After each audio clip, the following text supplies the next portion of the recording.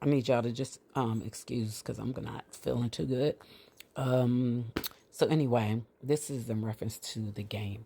I wanted to wait because so many people was posting about that game with Shador and the Cleveland Browns. You know, Shador got his first start, right? I don't want to say with Shador. Miles Garrett did. The boy's a beast. Like he's a specimen. And even Crosby from the Raiders. Good Jesus. Like I could not keep my focus. It was like I had just watched the Steelers lose. I was devastated. So it was like a bipolar incident. Like the high was I was watching the Steelers first. It was good. Then I went down to like I wanted to just I was depressed. But then of course Shador played. And even though I didn't get to see the full game because I had to, watch it, just the fact that the plays that I got to see, I was like, is it just me? But why was it that every time I turned around, I literally was able to finally get it on TV. And when I did, it just seemed like every, like when they got to the end zone, all of a sudden Shador disappeared. And I started noticing something. And I was like, stop being analytical.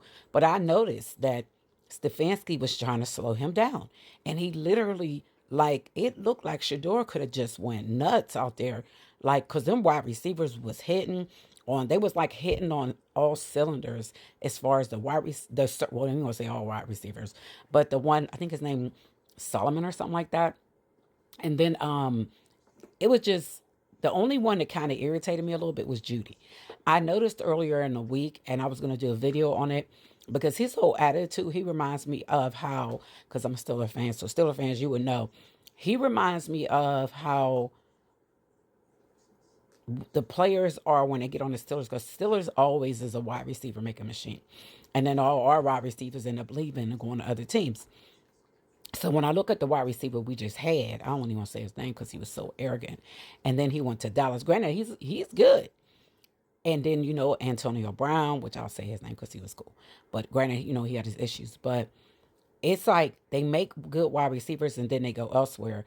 But Judy is starting to act just like that, for real. Judy thinks he's better than what he is.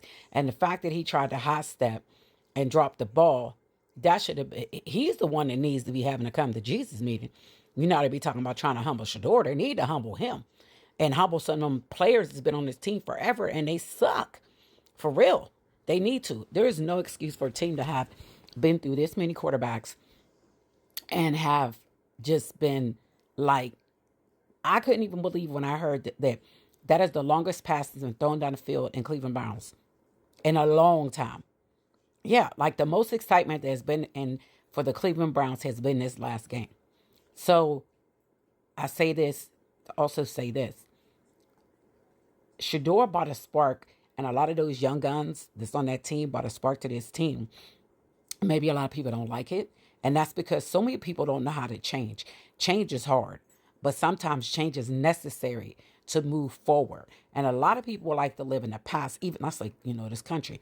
They want to live in the past. They want things to be the old way, Congress, things like that. Sorry, I went to the left. I was about to go to the dark side. But people don't want to change, and that's even in sports. It's not just in up there. It's like they don't realize that these younger players are coming in. They got more swag. And not even just that. I was looking at some of the players, like, which shocked me is that if you really look at on the sidelines and you really look at some of them guys that's not playing and you look at how they're dressed, it's not just players of color that are dressing like Shador. It's all players are dressed like that. And a lot of them, like when they were talking, like Bucky was panning the camera around, you can look at the audience and see how people dress and how people are receiving well off media. So I don't know. It just, that game was great. I'm glad it was on because I swear I was at a straight up low with my team losing. But seeing Shador get in there and finally get his chance was amazing. The only thing that I could say that just really just kind of like was depressing to see was how Stefanski, I literally was about to do like a double where I was going to put Stefanski congratulating Dylan after a game, after a win, and then how he did Shador. Like he was like a game ball here, a game ball there, a game ball there. Then when it came to Shador, he was like, and our rookie getting his first star, Shador, something like that. Like he was an afterthought. When what he doesn't realize is that without Shador playing, none of this would have happened. Nope. You can't even have a game without a quarterback.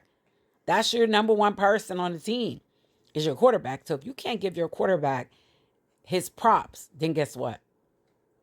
And I don't know if he's waiting to see how he does it this next game. Because, see, it's only going to get harder down this way. But I don't know. I watched Stefanski in that game, and I saw how he tried to do the Wildcat in the end zone every time because he was trying to limit Shador's stats. I don't know if he was told to do that. But another thing too, did anybody cop the fact that I thought he wasn't play calling no more? I thought that it was the OC was calling the plays. Because for a minute there, Deshaun Watson was looking at a wristband because they were saying Deshaun Watson was going to be there to help him out. When Shador came off the field, he was talking to Deshaun Watson. I thought Deshaun Watson was the coach for a minute. I was like, yeah, let's go. That's when that ball went down the field. It seems as though all of a sudden, when Shador started, like when he threw that pass down the field and the old boy caught that, all of a sudden Stefanski came out of nowhere. Yeah, I thought he was not calling plays. Yeah, and it's almost as if you didn't see Deshaun Watson anymore calling, like with the wristband on, calling any plays. He even had the earbud in. Go back and check it out, y'all. A lot of people are not speaking on this, but in the beginning, it was Deshaun Watson helping Shador. And then Shador was on fire, like with the pass and everything. That was like an audible or something. And then I guess Stefanski wasn't having it because he wasn't going to be letting Shador blow up like that. Well, then all of a sudden he shows up on the field.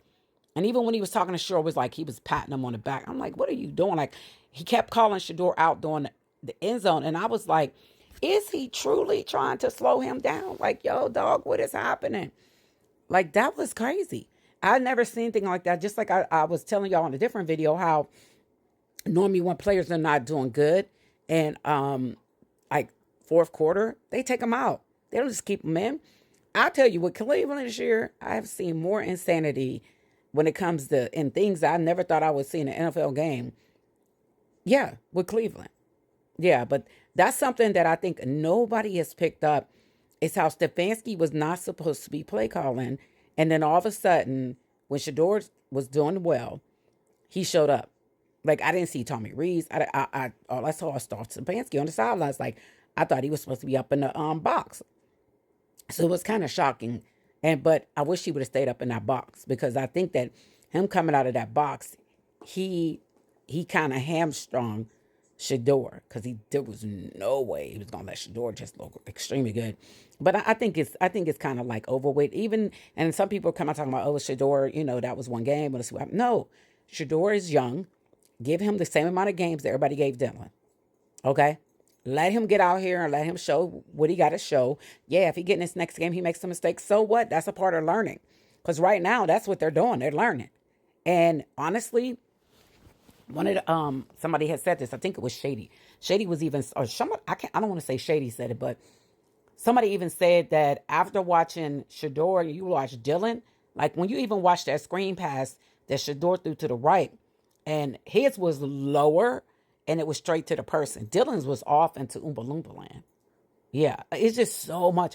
I'm not even going to try to get into all of it, but it's just, I wanted to make sure I let y'all, to ask y'all to go back and look at that film because I'm confused. And I think my two key parts was how he didn't give Shador no recognition. Shador was like an afterthought when he was acknowledging everybody for game balls. And then, which I think that's real messed up. And two, the fact that he all of a sudden was calling plays again. And then, and a side note, I don't think their team understands, and the NFL understands that there are more. I ain't gonna say nothing about that. I'll do a different video on that one because it's gonna be short. All right, but y'all have a great day. I just need to jump on here and say something because, I've been sick. That's why I haven't been on here. All right, y'all have a great day.